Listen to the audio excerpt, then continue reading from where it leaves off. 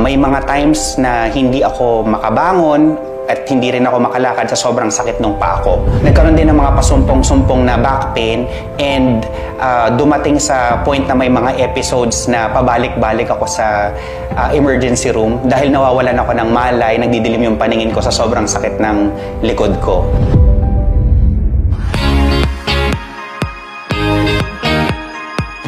Ako po si Cryon Idmilao. I'm 40 years old, a dad of 2 from Pampanga, and a former BPO Senior Training Manager. Kahit madalas nasa bahay lang, babad ako sa workstation. Minsan wala pang tayuan yan ng 8 to 12 hours. Tapos pag umaga naman, nag-aasikaso ako ng mga bata for their school and their therapy sessions. For 3 years, I've been struggling to manage my cholesterol and uric acid levels. Bukod sa age and lifestyle, may family history din kami ng mga ganitong klaseng condition.